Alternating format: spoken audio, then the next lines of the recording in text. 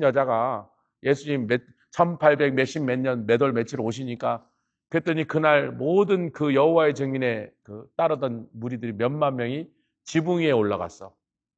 지붕 위에 올라가서 기다리니까 밤 12시에 그래서 사람들이 뭐 아니 지붕에 왜 올라가니까 예수님 내려오시는데 제일 높은 데 있어야 제일 먼저 만날 거 아니냐. 근데 이제 그날 오셨으면 되는데 안 오셨어요.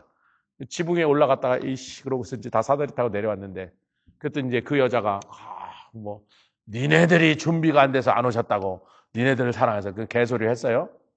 그 다음에 이제 몇 년 후에 오신다고 그날은 확실하다고 그 다음에 또 어떻게 했어요? 또 지붕에 다 올라갔어. 닭쫓던 개나 지붕에 올라갔는데 왜 예수님 기다리는 인간이 지붕에 올라갈 필요 없습니다. 아멘. 내가 올라갈 건데 왜 지붕에 올라가 있냐 말이야. 아멘. 우리가 들림받을 건데 뭐 하려고 지붕에 올라가요? 여기 있으나 지하실에서나 다 들림받아 올라갈 건데. 그러니까 살아있는 자가 먼저 가지 못하고 누가 먼저 간다? 무덤에 묻혀있던 자, 심지어는 바다에 묻혀있던 자들도 다시 육체랑 결합해서 예수님과 먼저 만나고 그 다음에 그것이 다 끝나면 여태까지 살아서 예수 그리스도를 기다리고 있던 신부의 신앙으로 있던 자들이 두 번째 불림을 받고.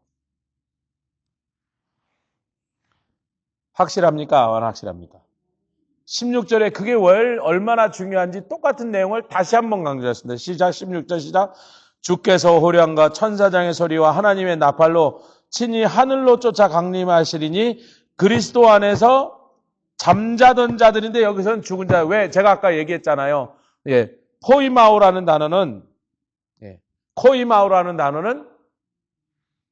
뭐라고 번역해도 잔다고 번역해도 되고 죽었다 번역해도 아무 문제가 없어요. 둘 다 번역할 수 있는 단어란 말이에요.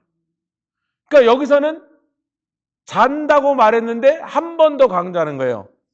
부활이다. 분명히 사망해서 육신이 다 썩어서 어쩌면 뼈까지 다 부서져 없어졌는데 그 사람들이 반드시 먼저 부활하는 사건이 먼저 있을 것이다. 호령과 천사장의 나팔 소리가 들릴 때 제일 먼저 일어나는 예수 안에서 죽은 자들이 예수 안에서 잠든 자들이 같은 단어라고 그랬습니다.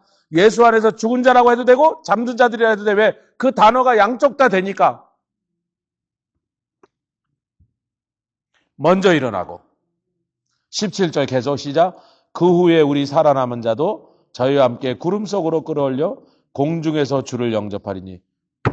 여러분 휴거에 대해서 대표적인 구절을 고르라 그러면 몇 군데 있지만 가장 대표적 왜 가장 뚜렷하게 이것을 설명하는 것이 오늘 지금 읽은 데살로니가서 4장 17절 말씀입니다. 우리 살아남은 자도 구름 속으로 끌어올려. 그래서 이거를 같이 하시다. 공중재림. 거기서 7년 동안 공중에서 주님과 주님과 꿈 같은 신혼생활 하다가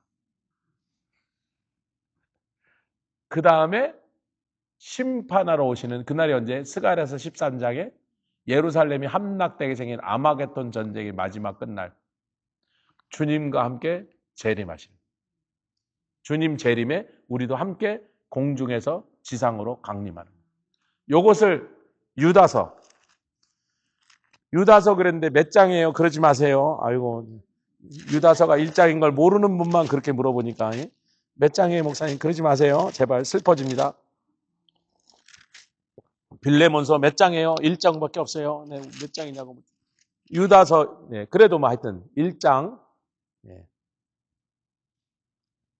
14절 15절 읽겠습니다. 요한계시록 바로 앞에 있죠. 유다서 1장 14절 15절 시작. 아담의 7세손 에녹이 사람들에게 대하여 예언하여 이르되 보라 주께서 그 수만의 거룩한 자와 함께 계심하셨으니. 여러분 수만이라 그랬는데 절 좀 보세요. 에녹이 살아있을 당시에 지구 전 인구의 인구가 1000명 됐겠어요? 안 됐겠어요? 에녹이 살아있을 동안 아담의 가족으로 지구에 인구가 생겼는데 1000명이 됐겠어요? 안 되겠어요? 그때 당시 수만이라는 건 지구 전체 인구의 몇백 배를 말한 거예요. 그러니까 지금은 지구 인구가 70억이니까 우리는 숫자가 자꾸 늘어나는 건 인구수가 늘어나니까 이제 만 이래 갖고는 안 돼. 100만 그래도 안 돼. 어느 날 천만, 억 그러더니 요새는 10억 그러더니 이제 100억이 가까운 인구니까 그 새는 그 숫자의 단위가 어마어마하게 커진 거거든요. 에녹이 살아있던 당시에는 전 세계 인구가 몇백 명이 될까만 200명? 뭐 100명? 거기서 왔다 갔다 했겠지. 아니 막 600살에 애 낳고 그러니까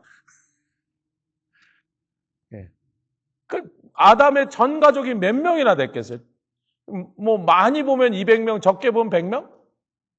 100명밖에 지구에 사는 사람 숫자가 없는데 수만의 인구가 예수님과 함께 다시 예수님 재림하실 때 같이 온대. 초림 때요, 재림 때요? 초림 때는 예수님이 혼자 오셨습니다.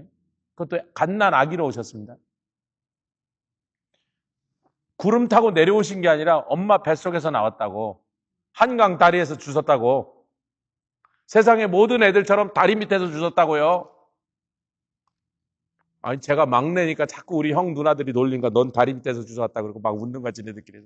난 분해갖고 어느 다리냐 말이지. 부안에 있는 다리냐 한강 다리냐. 그랬더니 그게 아니고 엄마 다리였어 나중에. 예수님도 엄마 다리 밑에서 주셨다고. 구름 타고 오시지 않았다고.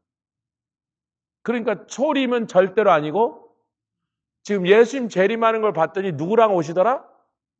수만의 성도들과 그때 당시 100명 될까 말까 한 인구에서 수많은 지금 우리 70억 되는 사람들의 눈으로 우리들의 관념으로는 몇백억이 내려오신다. 이런 표현이 된다는 거예요, 여러분.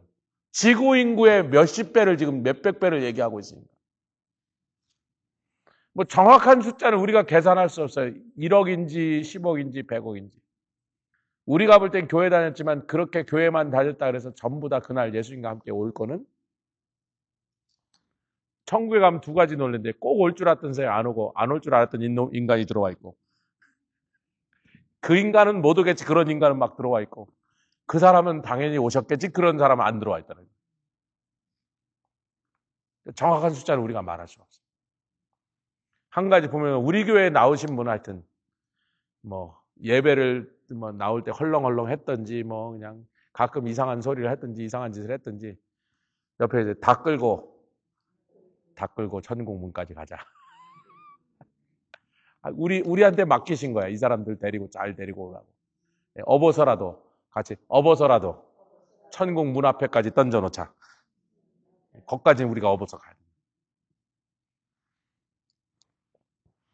자, 우리가 말씀을 좀 이제 정리하자면요.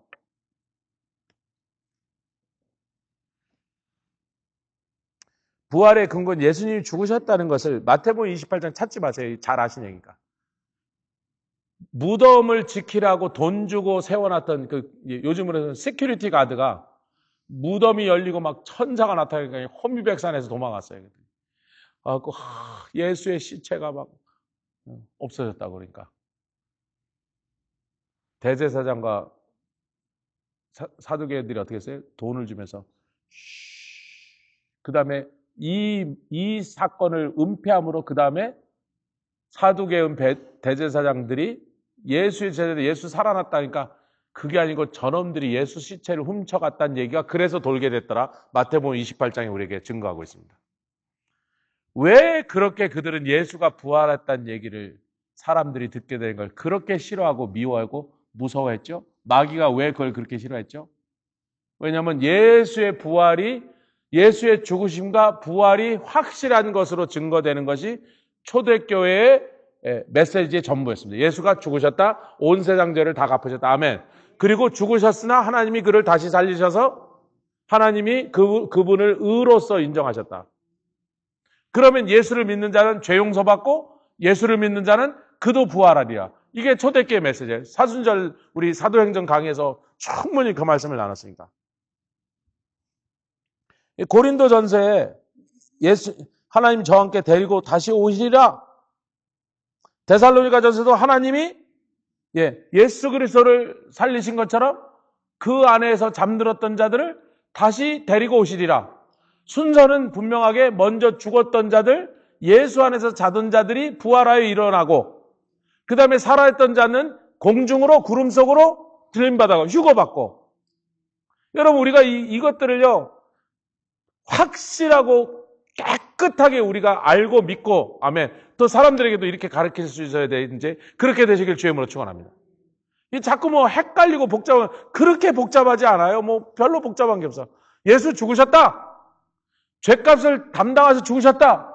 믿으면 그 죄값을 이제 그분이 담당하시고 우리는 영생을 얻는다. 아멘. 근데 그분이 사흘 만에 부활하셨다.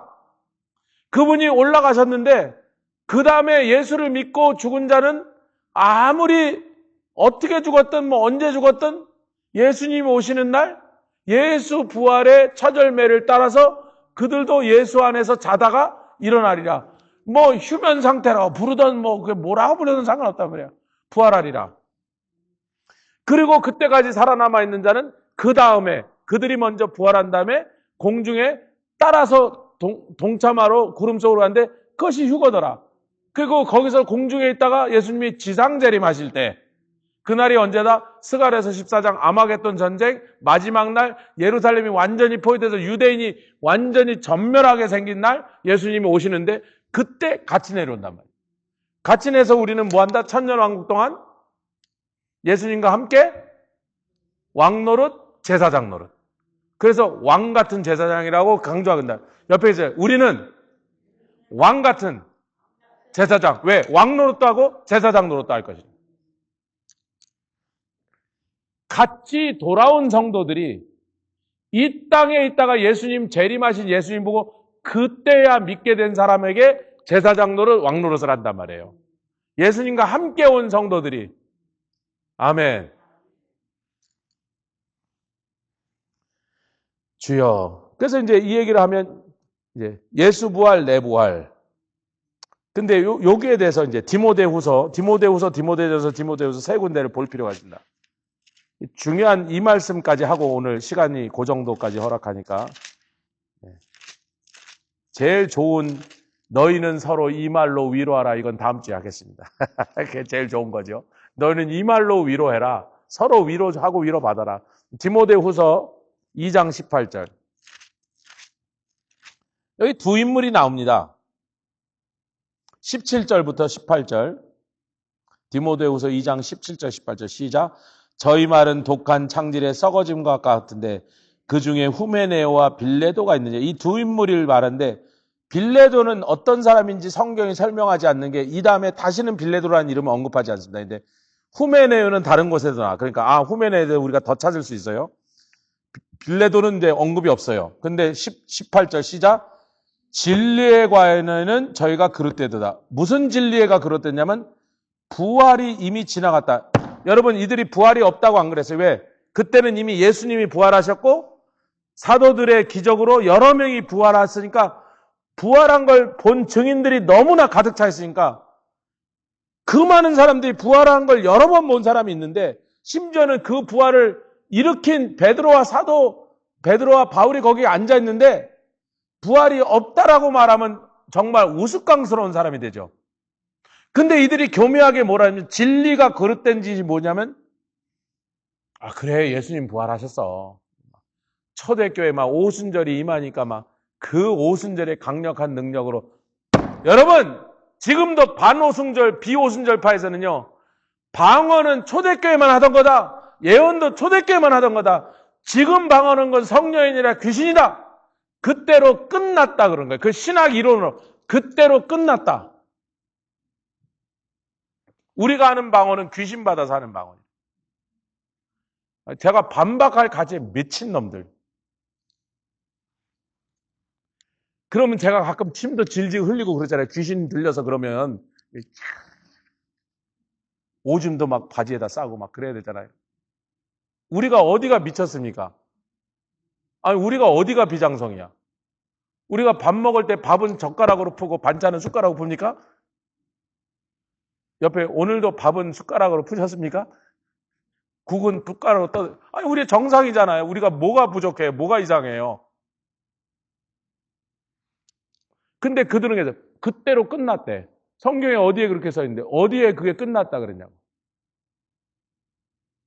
근데 굉장히 많은 목사와 신학자들과 그런 걸 주장하는 교파의 교회들이 그렇게 믿고 그렇게 떠들고 그렇게 가르치고 있습니다.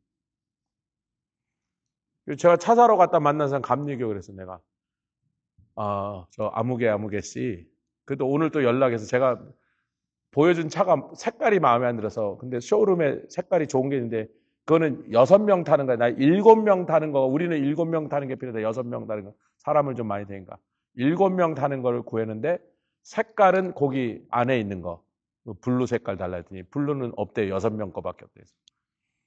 알아보라고 그랬더니 이제 2, 3일 여기저기 알아봤더니 어느 딜러에 있는데 자기네가 픽업 해오기로 했대. 그러면서 이러는 거예요. 목사님 그분이 감리교인이 제가 그날 그분을 막 기도해주고 막 눈물까지 흘리면서 거기서 기도했거든요. 은혜를 받았어요. 이분이. 목사님 다른 딜러랑 알아봤는데 어떻게 된 일이지 거기서는 몇백 불 더 싸게 그것을 가격이 돼 있다고 그 색깔이 그 차가 내가 원하는 차에 그래서 그걸 갖고 올 뿐만 아니라 몇백 불이 더 싸게 오니 그거는 교회에다가 그냥 우리가 싸게 했으니까 싸게 사온 만큼 싸게 해주겠으니까 먼저 드렸던 가격에서 몇백 불 깎아줄 겁니다. 그래서 뭐 땡큐. 근데 이제 그걸 제가 그랬어요.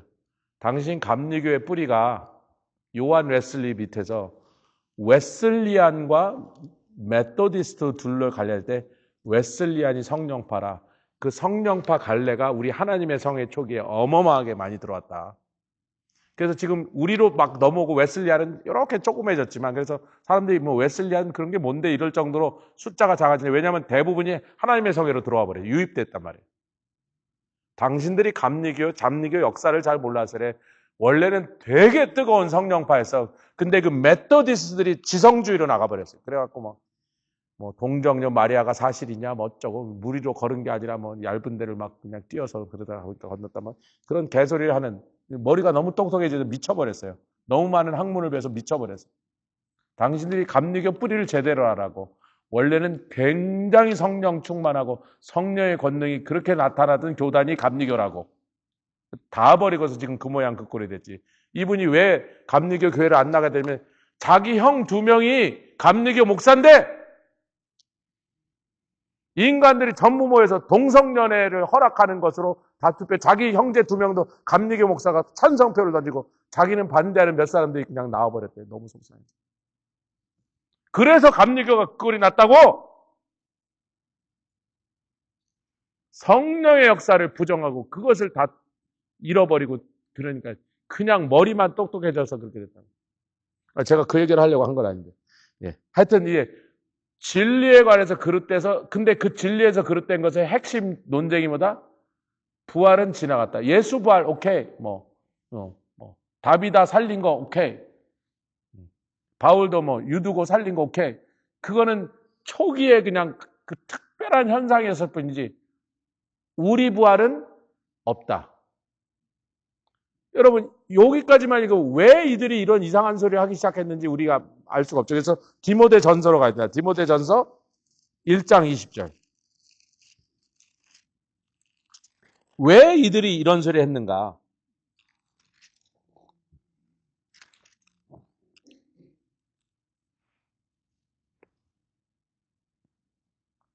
1장 19절 20절 읽겠습니다. 디모데 전서입니다. 그렇게 많이 넘길 거 없는데 1장 19절 시작. 믿음과 착한 양심을 가지라. 자, 믿음을 가지라. 아까 뭐래? 저들은 믿음을 어떤 사람들의 믿음을 무너뜨리는데 진리를 그릇된 진리, 가짜 진리로 진리가 아닌 것으로 다른 진리로 대체 그 문제의 핵심은 부활이 예수님 부활은 있었으나 우리 부활은 없다. 그건 지나갔다. 부활은 끝났다 이거예요. 부활이란 역사는 그때 특수한 상황에서 몇 사람에게만 일어나고 우리는 부활 아니라 이런 거예요. 그랬더니 지금 19절에 믿음과 착한 양심을 가지라. 이 착한 양심이 뭐냐? 어떤 이들이 이 양심을 버렸도다. 그래서 믿음에 관하여는 파산하여 버렸냐? 아까는 뭐예요? 다른 사람들의 믿음을 무너뜨리고 있단 말이에요. 지 믿음은 파산했는데 혼자 지옥 가기가 싫으니까 교회에서 굉장히 영향력 있는 위치에 있는 이 자들이 어느 날 부활을 부인하기 시작하고 그래서 믿음에 파산하니까 자기 혼자 지옥 가기가 싫어. 그래서 다른 사람들 보고도 아이 부활 그딴 거 믿지 마라고 돌아서 여러 사람을 그 믿음에서 떨어져 무너지게 만들었다. 왜 그러냐 이거예요. 왜 그러냐. 예, 20절 시작. 그 가운데 요놈이 여기 또 있네. 후메네와 빌레도가 있더니 이번에는 후메네와 알렉산더가 있더라. 내가 그들을 사단에게 내어줘서 징계를 받아. 여러분 이 징계는 지옥 간다는 뜻이에요? 아니면 무슨 큰 병을 얻어서 헤롯처럼 확 죽어버린다는 거예요? 죽는다는 얘기예요. 아니 지옥 가는 건 이미 정해졌어요. 믿음이 파선했는데 그럼 지옥까지.